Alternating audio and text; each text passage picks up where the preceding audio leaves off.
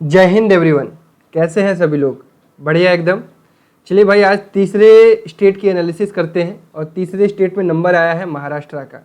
और जो भी स्टेट बच जा रहे हैं आप लोग बिल्कुल चिंता मत करिए, बस आप लोग कमेंट किया करिए। मैं अगले वीडियो में उन्हीं स्टेट्स को प्रायोरिटी देता हूं जिसके कमेंट सबसे ज़्यादा होते हैं। तो महाराष्ट्र के बहुत सारे बच्चों ने कमेंट किया पिछले वीडियो पर कि भैया हमारे स्टेट का पेपर एनालिसिस करिए। और इनके पेपर एनालिसिस में थोड़ा सा डिफरेंस ये है कि इनके यहाँ जो है वो सोशल साइंस थोड़ी डिफरेंट आती है, उसके बारे में डिस्कस करेंगे। पिछले साल का पेपर का लेवल कैसा रहा इसके बारे में डिस्कस करेंगे, कट ऑफ क्या रहता है इसके बारे में डिस्कस करेंगे। तो पूरे महाराष्ट्र की कंप्लीट एनालिसिस के लिए वीडियो को आराम से देखिए, पूरा देखिए। चैनल पर नए हैं तो चैनल को सब्सक्राइब कर लीजिए। इस चैनल पर पूरे एनटीएससी की preparation free of cost premium quality में कराई जाती है। तो प्यारे बच्चों, आप सभी लोगों को पता है, चाहे महाराष्ट्र हो चाहे कोई भी स्टेट हो, हर जगह 100 नंबर का आपका मैथ पूछा जाता है, 100 नंबर का सेट पूछा जाता है। सेट में आपको पता ही होगा कि सोशल साइंस 40, साइंस आपका 40 और 20 नंबर का मैथमेटिक्स। तो सबसे पहले हम बात करेंगे मैथ सेक्शन की। जो मैथ सेक्शन है वो 100 मार्क्स का पूछा जाता है, जिसमें आपके यहाँ पर verbal reasoning, non verbal reasoning और बेसिक मैथ नहीं आती है। ठीक है, मैं शुरुआत में ही बता देता हूं कि यहाँ बेसिक मैथ पूछी जाती है नहीं पूछी जाती है। तो बेसिक मैथ नहीं पूछी जाती है, हालांकि अरिथमेटिकल रीजनिंग मतलब हल्का फुल्का अरिथमेटिक पर क्वेश्चन 2-3 आ जाते हैं, उसके बारे में मैं बताऊंगा। और वर्बल और नॉन वर्बल रीजनिंग कुछ इस प्रकार से होती है कि इसमें मिक्स क्वेश्चन आते हैं। मिक्स क्वेश्चन का क्या मतलब, जैसे 3-4 क्वेश्चन वर्बल के दे दिए, फिर 3-4 क्वेश्चन नॉन वर्बल के दे दिए, 2-3 क्वेश्चन फिर वर्बल के दे दिए, फिर 5-6 क्वेश्चन नॉन वर्बल के दे दिए। तो यहाँ पे हमेशा मिक्स क्वेश्चन आता है, इस चीज़ का आप लोग ध्यान रखेंगे। ठीक है, हमारा क्या होता है, हमारा माइंडसेट बन जाता है कि पहले मैं वर्बल करूंगा फिर उसके बाद नॉन वर्बल करूंगा, लेकिन यहाँ पे ऐसा नहीं देखने को मिलेगा। आपको 100 क्वेश्चन जो बुकलेट मिलेगी उसमें आपको वर्बल और नॉन वर्बल मिक्स करके आएंगे। अब मैं आपको बता देता हूँ कि कौन कौन से चैप्टर सबसे ज़्यादा पूछे जाते हैं। तो मैं यहाँ पे सबसे ज़्यादा देख पाया सीरीज के क्वेश्चन। सीरीज के क्वेश्चन कम से कम 5, 2, 7, 3, 10, 3, 13, लगभग 13 से 15 क्वेश्चन सीरीज के पूछे गए हैं। किसमें? महाराष्ट्र के वर्बल रीजनिंग में। ठीक है, इसके अलावा अरेंजमेंट कौन सा अरेंजमेंट, जैसे आपको कई सारे डाटा दे दिए जाएंगे सिटिंग अरेंजमेंट पर भी या फिर कलर अरेंजमेंट पर, बहुत सारी चीज़ें, हाइट अरेंजमेंट पर, स्ट्रेंथ अरेंजमेंट पर, सब कुछ पे कम से कम 8 से 9 क्वेश्चन। तो मतलब अरेंजमेंट क्वेश्चन जो है वो आपके लिए इंपॉर्टेंट होते हैं, क्योंकि थोड़ा टाइम टेकिंग होते हैं बट इंपॉर्टेंट है यहाँ पर। उसके अलावा कोडिंग डिकोडिंग पर भी काफ़ी ज़्यादा क्वेश्चन देखने को मिला है। 4, 3, 7, 3, 10, 3, 13, 12, लगभग 12-13 क्वेश्चन कोडिंग डिकोडिंग पर। अल्फ़ाबेट टेस्ट पर भी 3 से 4 क्वेश्चन जो कि कल कवर कर दिया गया है। ठीक है, कोडिंग डिकोडिंग आज होगा 7:30 बजे। इसके अलावा वेन डायग्राम पर भी 4-5 क्वेश्चन आपके आते ही आते हैं। उसके अलावा सारे जो होते हैं वो कम कम आते हैं, जैसे क्लासिफिकेशन पर आपके 2-3 क्वेश्चन आ जाते हैं। ठीक है, इसके अलावा डायरेक्शन सेंस पे भी क्वेश्चन आते हैं 2-3 क्वेश्चन। ठीक है, इसी तरह से प्रायोरिटी आपको रखना है। मिसिंग कैरेक्टर पर भी काफ़ी क्वेश्चन पूछे जाते हैं महाराष्ट्र में, 5 से 7 क्वेश्चन, और अच्छे अच्छे क्वेश्चन। एक बड़ा ही इंपॉर्टेंट टॉपिक है जो महाराष्ट्र में ही पूछा गया है, मैं उसके बारे में भी अभी डिस्कस करता हूँ। ठीक है, डायरेक्शन सेंस मैंने बता दिया। मैथमेटिकल ऑपरेशन, इस पर भी आपके 3 से 4 क्वेश्चन पूछे जाते हैं। इसके अलावा अरिथमेटिक रीजनिंग, जैसा कि मैंने कहा कि बेसिक मैथ पे आपके, बेसिक मैथ वो कंप्लीट प्रॉफिट लॉस इस तरह से नहीं, वो जो एक्स मानकर हम क्वेश्चन लगा लेते हैं वो वाले 2 से 3 क्वेश्चन पूछे जाते हैं। इसके अलावा मैट्रिक्स के अराउंड भी क्वेश्चन पूछे जाते हैं, मतलब मैट्रिक्स बनाकर आपका क्वेश्चन आता है, इसमें भी आपको 3 से 4 क्वेश्चन मैट्रिक्स पर दिखाई देंगे। एक सबसे इंपॉर्टेंट और सबसे हटके यहाँ पर ज़्यादा क्वेश्चन पूछा जाता है, जैसा कि मैं पिछले 2 या 3 साल में देखा हूँ, पिरामिड पर बेस्ड रीजनिंग यहाँ पूछी जाती है, जिस पर आपके 4 से 5 क्वेश्चन रहते हैं। ठीक है, तो ये लगभग आपका वर्बल का पोर्शन रहता है, जिसमें हम देख पा रहे हैं कि clock calendar, syllogism, statement conclusion और इस तरह के जो क्वेश्चन है, इस तरह के जो टॉपिक है, इस पर क्वेश्चन कम देखने को मिले हैं। लेकिन रैंकिंग ऑर्डर पर भी 2 से 3 क्वेश्चन आ जाते हैं। ठीक है, लेकिन आपको ये नहीं सोचना है कि इससे क्वेश्चन नहीं पूछे जा रहे तो मुझे नहीं पढ़ना है। आप चाहे महाराष्ट्र के हो, चाहे दिल्ली के हो, चाहे किसी भी स्टेट के हो, आपको पढ़ना ही है ये चैप्टर। हो सकता है इस बार आ जाए, तो ऐसा नहीं है कि छोड़ देना है। ठीक है प्यारे बच्चों, चलो वर्बल समझ में आया। नॉन वर्बल रीजनिंग की बात करते हैं। नॉन वर्बल रीजनिंग में ऐसा कोई टॉपिक नहीं है जिस पर नहीं पूछा जाता है। ये लोग डाइस और क्यूब पर भर भर के क्वेश्चन पूछते हैं। इन सबको तो आपको पढ़ना ही है, series, analogy, figure correction, classification, completing figure, paper folding, जितने भी मैंने नॉन वर्बल की रीजनिंग पढ़ाई है ना, सारे के सारे इंपॉर्टेंट टॉपिक हैं। लेकिन डाइस एंड क्यूब पर भी ये कम से कम 5 से 6 क्वेश्चन देते हैं। 3 क्वेश्चन ये डाइस पे देते हैं, 3 क्वेश्चन क्यूब काउंटिंग पर देते हैं। तो इसको भी आपको बड़े ध्यान से अच्छे तरीके से करना है। एनालिटिकल रीजनिंग मतलब फिगर काउंटिंग पर भी इनके 2 से 3 क्वेश्चन आते ही आते हैं। और यहाँ पे वर्बल नॉन वर्बल देखा गया है, 30 से 35 क्वेश्चन जो है वो नॉन वर्बल के होते हैं, 60 से 65 क्वेश्चन या 65 से 70 क्वेश्चन आपके वर्बल रीजनिंग के होते हैं। ये रेशियो रहता है महाराष्ट्र में। महाराष्ट्र के मैं पेपर का लेवल बात करूं तो रीजनिंग का लेवल लो टू मीडियम होता है, ठीक है। लो टू मीडियम मतलब आपको 80% क्वेश्चन एकदम इजी मिल जाएंगे, 20% क्वेश्चन मतलब 20 क्वेश्चन आपको मीडियम लेवल के मिलेंगे। इसमें आप स्कोर कितना कर सकते हैं आसानी से 90 to 95 एकदम आसानी से कर लेंगे अगर आप एक एक बार सारी चीज़ें पढ़े रहेंगे। लेकिन अगर आप मेहनत किए रहेंगे तो आप पक्का 95 to 100 स्कोर कर सकते हैं बहुत ही आसानी से, अगर आप मेहनत किए हुए हैं तो, ठीक है। टाइम उतना ही लगेगा, 2 घंटे में आप कर जाएंगे, ठीक है। ये बात रही। अब मैं आप सभी लोगों को बता देना चाहता हूं कि अगर आप एनटीएससी की सीरियसली तैयारी कर रहे हो, महाराष्ट्र के हैं, तो आप टेस्ट सीरीज हमारा ज्वाइन कर सकते हैं। जो कि टेस्ट सीरीज में क्या मिलेगा, आपको नंबर ऑफ टेस्ट मिलेंगे हमारे ऐप पर जो हमेशा अवेलेबल रहेंगे, आप जब चाहे तब उन्हें अटेम्प्ट कर सकते हैं। साथ ही साथ पर्सनल मेंटरशिप भी आपको मिलेंगी थ्रू जूम मीटिंग, मतलब आपको एक टाइम अलॉट हो जाएगा, आप जब चाहे तब मुझे कॉल करके मैसेज करके मुझसे बात कर सकते हैं, अपनी क्वेरीज पूछ सकते हैं रिगार्डिंग प्रिपरेशन। इसमें बोर्ड और एनटीएससी दोनों को कैसे मैनेज करना है सब कुछ डिस्कस किया जाएगा, ठीक है। 7 part test, 7 full test, plus हर सैटरडे को मैट का भी टेस्ट होगा जो आपका क्लास चल रहा है रिवीजन का उसका, ठीक है। 299 रुपये इसका फीस है। अगले महीने इसका फीस बढ़ जाएगा, तो भैया फीस बढ़ने से पहले 399 होने से पहले आप इसको ग्रैब कर लो। बहुत ही कम प्राइस पर मैंने आपको टेस्ट प्रोवाइड की है। लगभग 155 बच्चे इनरोल हो चुके हैं। आप भी चाहते हैं एनटीएससी की तैयारी अच्छे तरीके से करना तो जल्दी करिए, ठीक है। रैंकर्स लाइव ऐप आप डाउनलोड कर सकते हैं। रैंकर्स लाइव ऐप आपको कहाँ से मिलेगा, प्ले स्टोर पर जाकर सर्च करिए, यहाँ से डाउनलोड करिए, ओपन करिए। ओपन करने के बाद कैटेगरी अपना चूज करिए लॉगिन करने के बाद। फिर उसके बाद एनटीएससी आरंभ टेस्ट सीरीज है एक, आरंभ टेस्ट सीरीज में जाइए, यहाँ पर बाय नाउ करिए। पेटीएम, फ़ोनपे, गूगल पे सब कुछ से आप पेमेंट कर सकते हैं। फिर भी टेस्ट के रिगार्डिंग अगर कोई दिक्कत आती है तो इस नंबर पे अपना मैसेज छोड़ दीजिए।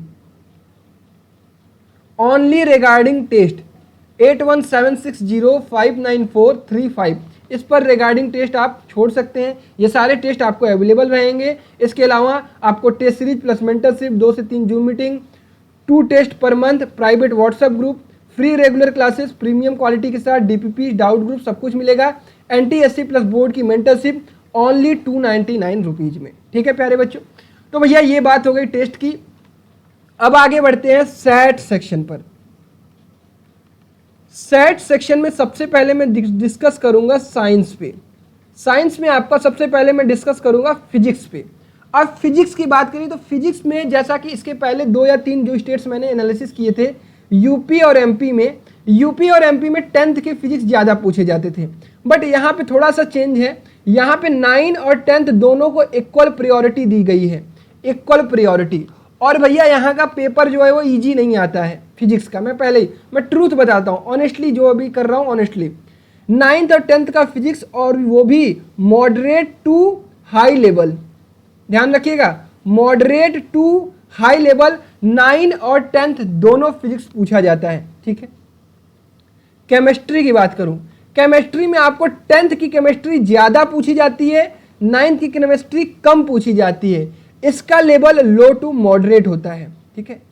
जो पेपर मैंने देखा है उसके अकॉर्डिंग आपको बता रहा हूँ। इसके बाद बायोलॉजी पे आते हैं। बायोलॉजी में 9th plus 10th equal priority, low to moderate मतलब आपके एनसीईआरटी से ही क्वेश्चन आता है। ये काम आपको करना है फिजिक्स, केमिस्ट्री, बायोलॉजी में। फिजिक्स का लेवल थोड़ा अच्छा होता है तो मतलब मेहनत करने की ज़्यादा ज़रूरत होगी।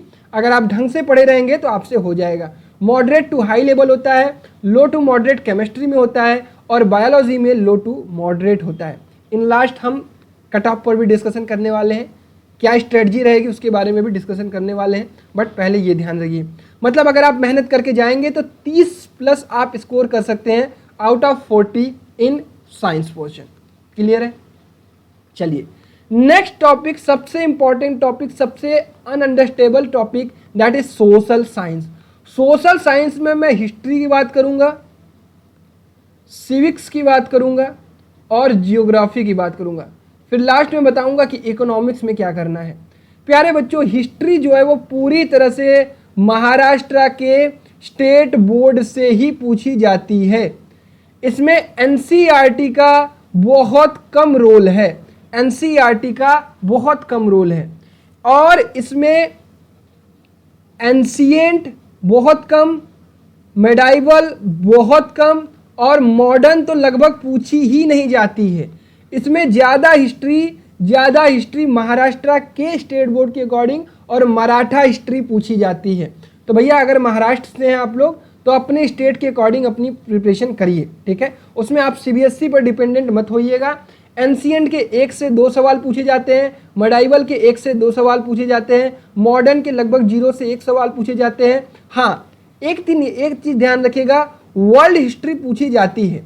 वर्ल्ड हिस्ट्री अगर आपके स्टेट बोर्ड की किताबों में दी रही होगी, हल्का हल्का जरूर पढ़ लीजिएगा, क्योंकि वर्ल्ड हिस्ट्री से मैंने देखा है 3 से 4 क्वेश्चन पूछे जाते हैं। बाकी मराठा हिस्ट्री, ठीक है प्यारे बच्चों, ये काम आपको करना है, तो मतलब आपको अपनी स्टेट बोर्ड बुक को देखना पड़ेगा। आइए आगे बढ़ते हैं सिविक्स पर। सिविक्स जो है वो आपको 9th 10th की एनसीईआरटी से ही पढ़नी है, क्योंकि सिविक्स जो है वो सबको एक पढ़ाई जाती है। जो हमारा पॉलिटिकल साइंस होता है वो पूरे भारत के सभी स्टेट्स के बच्चों को सेम पढ़ाया जाता है, मतलब सेम टॉपिक, चाहे वो जुडिशरी सिस्टम हो, चाहे पार्लियामेंट सिस्टम हो, चाहे डेमोक्रेसी हो, चाहे इलेक्टोरल पॉलिटिक्स हो, सब कुछ, ठीक है। तो सिविक्स सबको सेम पढ़ाई जाती है, तो इसके लिए आप एनसीईआरटी को ही फॉलो करिएगा। इसमें आपको एक स्टैंडर्ड फॉर्म मिलेगा जिसमें आपको कभी भी भटकने की ज़रूरत नहीं पड़ेगी। ज्योग्राफी में आपको महाराष्ट्र की ज्योग्राफी आपको अच्छे से पता होनी चाहिए, ठीक है। इनके क्रॉप कल्चर पर, इनके पहाड़ों पर, इनके नदियों पर, इनके एग्रीकल्चर पर, महाराष्ट्र पर सबसे पहले ध्यान देना होगा। इसके अलावा 9th + 10th की ज्योग्राफी आपको पढ़नी है फ्रॉम एनसीईआरटी, ठीक है, ये भी आपकी यहीं से आती है।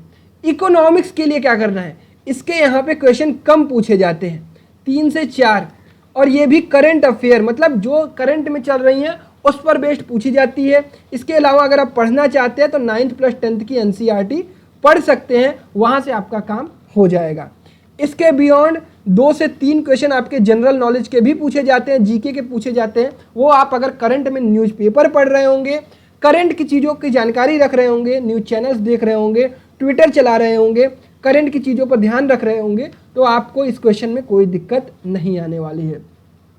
ओवरऑल सोशल की बात करूं तो अगर आपने स्टेट बोर्ड की किताबें अच्छे से पढ़ रखी हैं तो आप 12 से 13 क्वेश्चन जो हिस्ट्री के आते हैं इसमें से 9 से 10 क्वेश्चन अटेम्प्ट कर पाएंगे अच्छे तरीके से।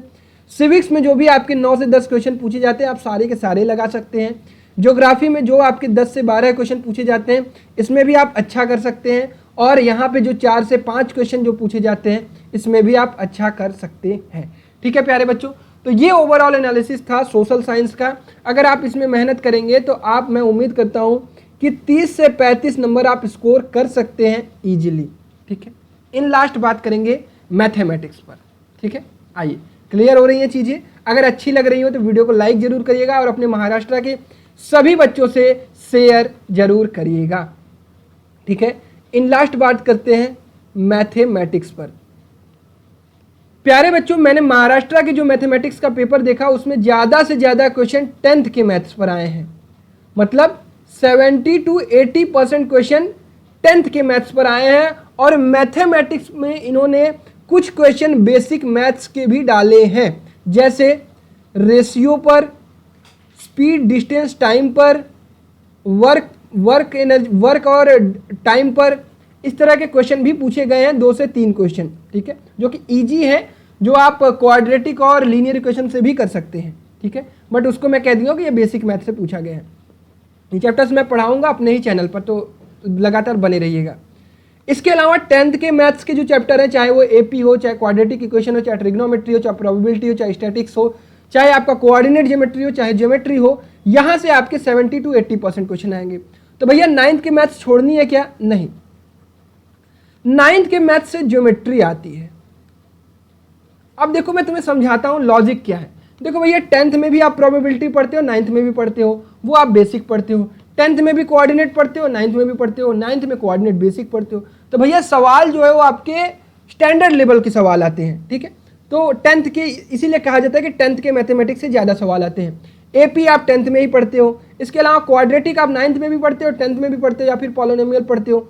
बेसिकली क्वेश्चन कहाँ से आएंगे? 10th लेवल से आएंगे, ठीक है। नंबर सिस्टम से क्वेश्चन हर जगह से आएंगे, चाहे 9 + 10 मिला के ही पढ़ोगे।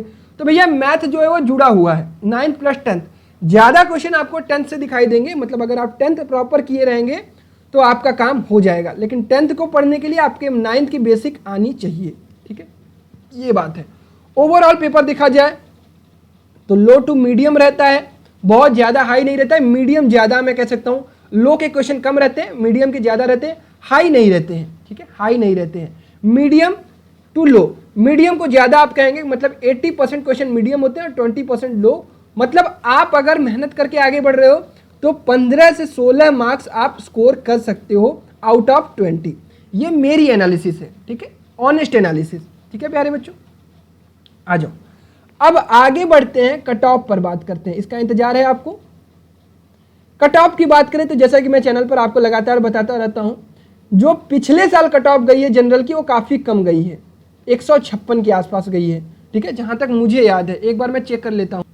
बिल्कुल, ओबीसी की बात करूं तो ये 145 के आसपास है, ये 158 है। SC ST की बात करूं तो ये लगभग 120 से 125 के आसपास है। आप मेरे ही चैनल पर कंप्लीट एनालिसिस महाराष्ट्र की देख सकते हैं। मैं वीडियो की लिंक जो है वो आई बटन पे डाल दे रहा हूँ, डिस्क्रिप्शन बॉक्स में भी डाल दे रहा हूँ, ठीक है। तो ये वाली एनालिसिस आप देख लीजिएगा। तो कट ऑफ जो है वो पिछले साल 158 गया, क्योंकि पिछले साल का जो पेपर था वो मॉडरेट से हाई लेवल का था, ठीक है, क्योंकि मैथमेटिक्स थोड़ी सी मॉडरेट के आसपास थी, जो सोशल साइंस है वो भी आपका मॉडरेट था, और जो साइंस है वो थोड़ा सा हाई लेवल का था, ठीक है, फिजिक्स तो हाई लेवल का था। इसके अलावा जो आपका मैथ सेक्शन था वो ठीक ठाक लेवल था, इसलिए जो कट ऑफ है काफ़ी मतलब कम गया है पिछले सालों के अकॉर्डिंगली, क्योंकि इसके पहले कितना कट ऑफ जाता था 170 से 180 के आसपास, तो वहाँ पे थोड़ा सा कम आपको देखने को मिलेगा। तो ये कंप्लीट एनालिसिस रही मेरी महाराष्ट्र को लेकर। अब आपको क्या स्ट्रेटजी अपनानी चाहिए?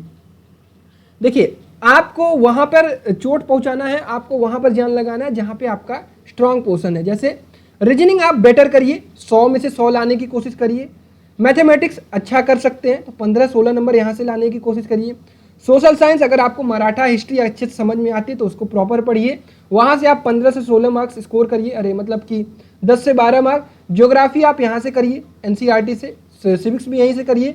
इकोनॉमिक्स थोड़ा बहुत पढ़ लीजिएगा, जो इंपॉर्टेंट चीज़ें होंगी। इसके अलावा साइंस आप थोड़ा मेहनत करना पड़ेगा, फिजिक्स में हमने अच्छा लेवल का पढ़ाया है, आप हमारे प्लेलिस्ट को यूज कर सकते हैं। Chemistry that is well enough for 9th-10th NCERT, biology 9th-10th NCERT। तो ओवरऑल अगर आप मेहनत करेंगे तो इस साल आप टारगेट लेकर चलिएगा कितना, 170 से 180, इतना टारगेट करेंगे तभी आपका काम हो पाएगा प्यारे बच्चों। टाइम इनफ होता है आपके लिए, 2-2 घंटे जो दिए जाते हैं वो दैट इज़ इनफ टाइम, इतने में आप अच्छा स्कोर कर सकते हैं। तो मैं उम्मीद करता हूं कि ये चीज़ आपको समझ में आई होगी। महाराष्ट्र को लेकर जो मेरी एनालिसिस थी, ऑनेस्ट एनालिसिस मैंने आपके सामने रखी। अब आपको कौन से स्टेट की रिक्वायरमेंट है आप कमेंट बॉक्स में कमेंट कर सकते हैं। और महाराष्ट्र के बच्चे, अगर आपको ये एनालिसिस पसंद आई होगी तो वीडियो को लाइक करिएगा, शेयर करिएगा, और छोटा सा धन्यवाद आप कमेंट सेक्शन में जरूर दीजिएगा। मिलते हैं अगले वीडियो में एक नई एनालिसिस के साथ, एक नई वीडियो के साथ। तब तक अपना ख्याल रखिए, अपनों का ख्याल रखिए। Bye bye, take care, love you all and जय हिंद।